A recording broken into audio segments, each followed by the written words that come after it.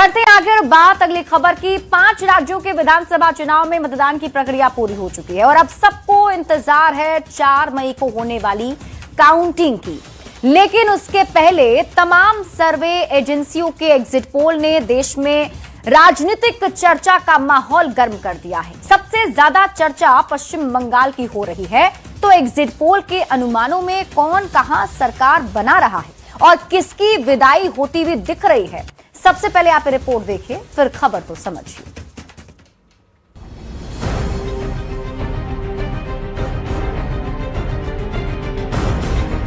पांच राज्यों के चुनाव पर मेगा एग्जिट पोल सामने आया है। पोल ऑफ पोल्स में बंगाल में बीजेपी की सरकार बनती दिख रही है। बंगाल में बीजेपी को करीब 148 सीटें मिलने का अनुमान है। बंगाल में टीएमसी को 140 सीटें मिलने का अनुमान है। वहीं पोल ऑफ पोल्स में असम में फिर बीजेपी की सरकार बनती दिख रही है, तो तमिलनाडु में डीएमके की वापसी के अनुमान लगाए जा रहे हैं, जबकि केरलम में एलडीएफ की जगह पर कांग्रेस गठबंधन सत्ता में आता दिख रहा है। हालांकि पूरे देश में सबसे ज्यादा पश्चिम बंगाल की चर्चा हो रही है। एग्जिट पोल से जहां बीजेपी खेमे में खुशी की लहर छाई हुई है, तो दूसरी ओर बंगाल के एग्जिट पोल में दीदी को बड़ा झटका लगता दिख रहा है। Bureau report, news 18। देखिए, 5 राज्यों के विधानसभा चुनाव के नतीजे आने वाले हैं, लेकिन उससे पहले जो एग्जिट पोल आया है वो क्या कहता है, हम आपको समझाते हैं। तो 5 राज्यों में हुए विधानसभा चुनाव को लेकर तमाम सर्वे एजेंसियों ने अपना अपना सर्वे जारी किया है। टुडेज चाणक्य के एग्जिट पोल में किसकी सरकार बन रही है, आइए समझने की कोशिश करते हैं। और सबसे पहले बात पश्चिम बंगाल की।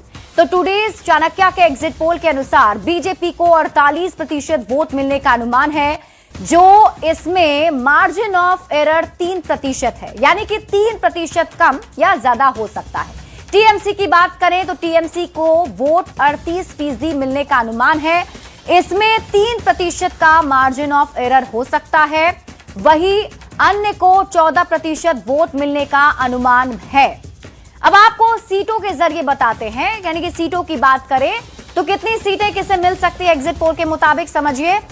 बीजेपी को 192 सीटें मिलती हुई दिख रही है। यह आंकड़ा 11 कम या उससे ज्यादा हो सकता है।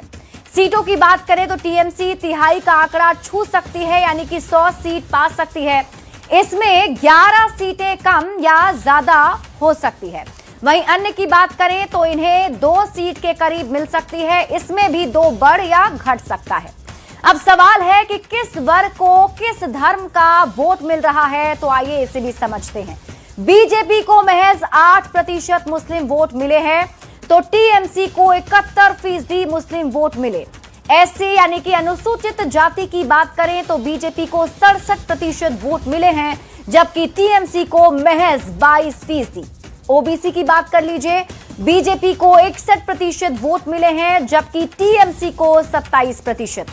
जबकि एसटी की बात करें तो एसटी का वोट 53% बीजेपी को और 40% टीएमसी को मिला है। अब बात करते हैं तमिलनाडु के एग्जिट पोल की। एआईएडीएमके प्लस को 27% वोट मिलने का अनुमान जताया जा रहा है, जो 3% बढ़ या घट सकता है।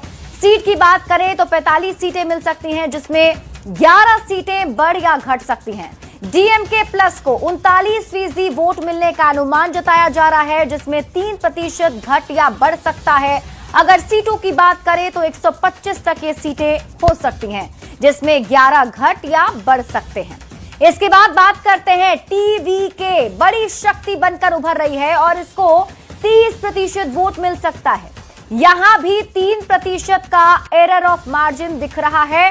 वहीं सीट की बात करें तो 63 सीटें टीवीके को मिल सकती है, जिसमें सेम वही 11 सीटें कम हो सकती हैं या फिर 11 सीटें ज्यादा हो सकती हैं।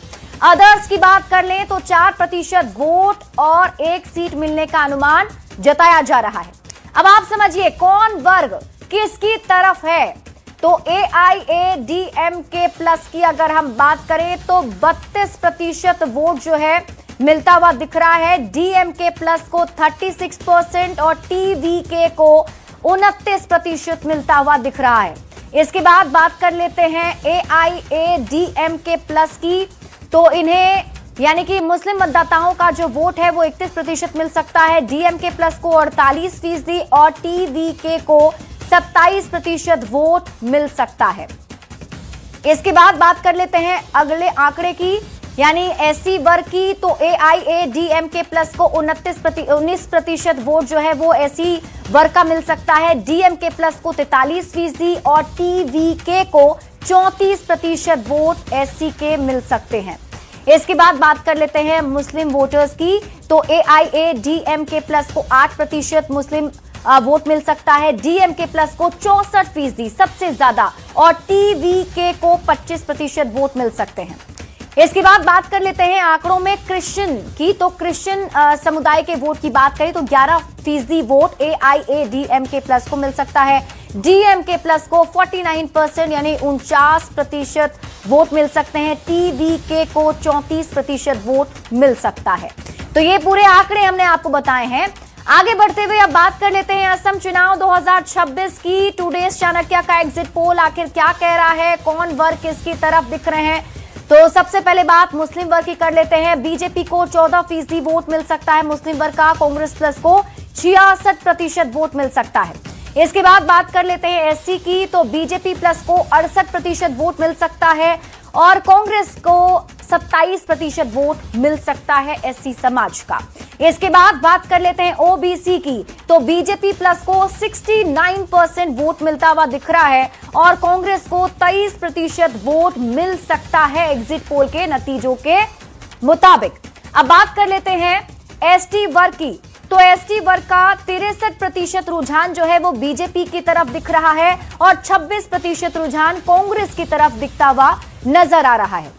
और अब बात कर लेते हैं सीटों के अनुमान की, यानी कि किस पार्टी को कितनी सीटें मिल सकती है, किसकी सरकार बन सकती है। तो अगर हम बात करें टुडेज चाणक्य एग्जिट पोल की, तो बीजेपी प्लस को वोट में 50% वोट मिल सकता है और 102 सीटें मिलने का अनुमान जताया गया है। इसमें 9 सीटें घट सकती हैं या फिर बढ़ सकती हैं। इसके बाद बात कर लेते हैं कांग्रेस प्लस की। तो कांग्रेस प्लस का आंकड़ा क्या कह रहा है, देखिए वोट प्रतिशत की बात करें तो 38% वोट कांग्रेस प्लस को मिल सकता है। इसमें 3% कम भी हो सकता है, बढ़ भी सकता है, ये मार्जिन ऑफ एरर बताया जा रहा है। और 23 सीटें जो हैं वो कांग्रेस प्लस को मिल सकती हैं, इसमें से भी 9 घट सकता है या 9 बढ़ सकता है। अदर्स की बात कर लेते हैं। अदर्स को 12% वोट मिल सकते हैं, जिसमें 3% वोट जो है घट सकता है, बढ़ सकता है और 1 सीट मिलने का अनुमान एग्जिट पोल के मुताबिक बताया जा रहा है। अब देखिए पश्चिम बंगाल 2026 को लेकर वोट वाइब का एग्जिट पोल अगर हम आपको दिखाएं तो फेज 1 की अगर बात कर लेते हैं, क्योंकि 2 फेज में यहां पर चुनाव जो है वो हुए थे। तो फेज 1 की अगर बात करें बीजेपी की सबसे पहले, तो फेज 1 में 88 से 98 सीटें मिलने का अनुमान जताया जा रहा है।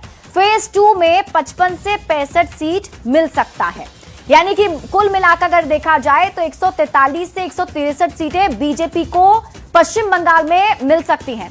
टीएमसी प्लस की बात कर लेते हैं। तो टीएमसी प्लस में फेज 1 की बात कर लीजिए, 51 से 61 सीटें जो है वो टीएमसी प्लस को मिल सकती है। फेज 2 में 76 से 86 जो सीट है वो मिल सकती है, यानी ओवरऑल अगर देखा जाए तो 127 से 147 सीटें मिलने का अनुमान जताया जा रहा है एग्जिट पोल के मुताबिक। और इसके बाद कांग्रेस की बात कर लेते हैं। तो कांग्रेस के खाते में जो है 0 से 2 सीटें फेज 1 में और फेज 2 में 1 भी सीट नहीं मिलने का अनुमान जताया जा रहा है, 0 का आंकड़ा है। और इसके बाद जो अदर्स यहां पर हैं उनके लिए भी सेम, फर्स्ट फेज में 0 दिख रहा है और सेकेंड फेज में 1 सीट मिलने का अनुमान जताया जा रहा है। तो ये पूरा आंकड़ा हमने आपको बताया। फिलहाल ये एग्जिट पोल के जो नतीजे हैं वो बताए जा रहे हैं, लेकिन एग्जैक्ट पोल का सभी को इंतजार है। जब 4 मई को नतीजे घोषित होंगे तब पता चलेगा कि आखिर किसे कितना जो है सीट मिल सकता है। अब बात कर लेते हैं पश्चिम बंगाल चुनाव 2026 के एग्जिट पोल की, जिसमें आप वोट प्रतिशत की बात कर लेते हैं। देखिए टीएमसी को 43% वोट मिलने का अनुमान जताया जा रहा है, तो बीजेपी को 44% वोट मिलने का अनुमान जताया जा रहा है। दोनों में मार्जिन ऑफ एरर है कि 3% बढ़ सकता है या 3% घट सकता है। अदर्स को 13% वोट मिलने का अनुमान जताया गया है। लेकिन जैसा कि हमने आपको बताया कि ये एग्जिट पोल के फिलहाल नतीजे बताए जा रहे हैं बीजेपी इससे खुश नजर आ रही है, लेकिन सभी की नजर अब एग्जैक्ट पोल पर है 4 मई को, जब रिजल्ट आएंगे।